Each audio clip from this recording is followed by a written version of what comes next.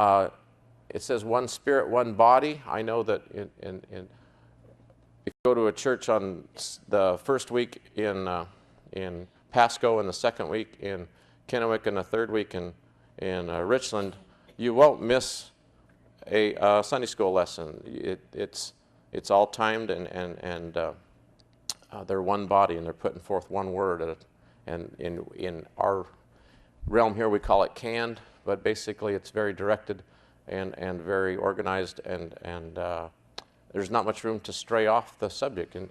I've taught a lot of classes, and the instruction books are very clear, and you teach according to their books, so that no one's out teaching what they want. Okay, raise it up a little bit. 1 Corinthians 14:4, he says, "He that prophesieth editeth the church." Prophecy was a portion of the church back then. It's a portion of the LDS church now. According to the elders, they have the presidency. Their prophet has a basic armchair relationship with God, is what I always thought of as. Has the ability to prophesy for the church and talk directly to God. So it happened then, and it happened in the church today. It's going on in the church today.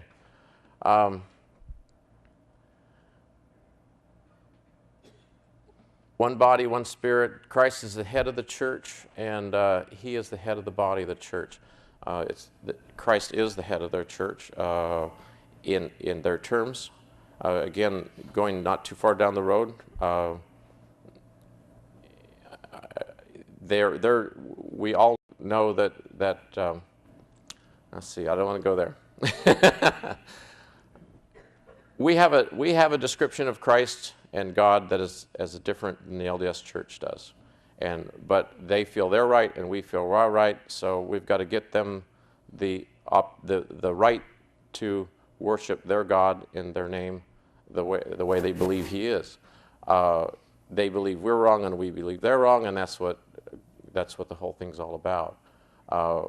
And if we can talk to each other peacefully, hopefully someday we'll come to an agreement of which one is right. And that's the goal of their church, and that's the goal of the Christian churches in general. So without going much further down there, we'll just say that they all worship their Christ, which is the head of their church. Next one.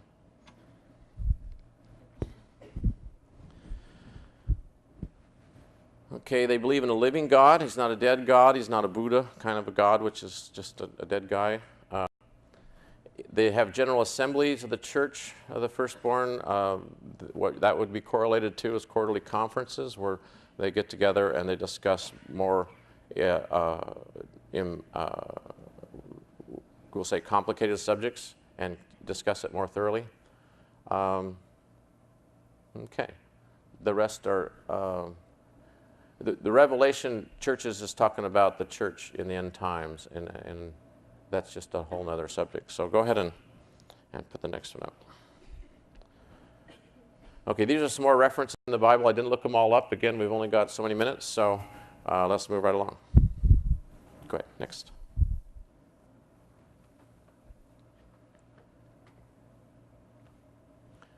Okay, establishment of prophets and apostles. Matthew 16 says, upon this rock I will build my church, and the gates of hell shall not prevail against it. The church apostating and being restored does not mean that the gates of hell prevailed against it. It came through the Dark Ages, according to church doctrine, and it came and was restored. So it doesn't necessarily mean that the church, that the gates of hell would actually win against the church. So going into the Dark Ages like it did was not a loss, but just basically a setback. We'll leave it at that, for a simpler term. It says, I will give unto you the keys of the kingdom of heaven in Matthew 18:19. Whatsoever thou shalt bind on earth, thou shalt bind in heaven, and whatsoever thou loose on earth shall be loosed in heaven. This is a basic verse that they use for temple doctrine when they are married forever in the temple, and whatever they do in the temple, since they have this authority to bind things on earth, these keys, the priesthood, they believe that it will be bound in heaven. Okay, there are temple marriages in heaven. There are temple divorces in heaven, and I'll tell you up front, I went through a temple divorce. So those things happen. That was part of our first introduction. I have always stood up as a Mormon for the LDS Church, and I helped baptize several people, including 2 wives, but just one at a time, obviously. Okay. 1 Corinthians says, God has set in the church apostles, prophets, teachers, teachers after that miracles, and gifts of healings, and governments, and diversities of tongues. These things the LDS Church believes in quite strongly. They still believe in tongues. The early writing talks about the early leaders speaking in tongues. They have apostles and prophets in their structure. Obviously, teachers. They believe in miracles. There's the biggest known miracle of the LDS Church is when they were being attacked by the locusts, that the seagulls from Salt Lake City came and basically gobbled up all the locusts. It was a miracle. Okay, Ephesians says he gave some, it's just more or less a repeat of that. Hebrews 5:1, for every high priest taken among the men, men is ordained for men, and in things pertaining to God. I better start over. For every high priest taken from among men is ordained for men in things pertaining to God, and he may offer both gifts and sacrifices for sins. There's also a part of the Melchizedek priesthood called high priest. It's reserved for another level of priesthood that is higher than the elders. Okay.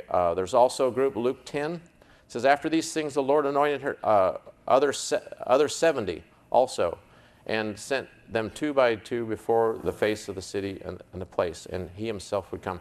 These 70s is another group of offices in the church, the LDS Church, that they hold. They have special duties differently from an elder or a bishop. And so this is, again, a tire or a steering wheel or trunk lid that is part of the original church that is also part of what they feel is the restored church. Go ahead.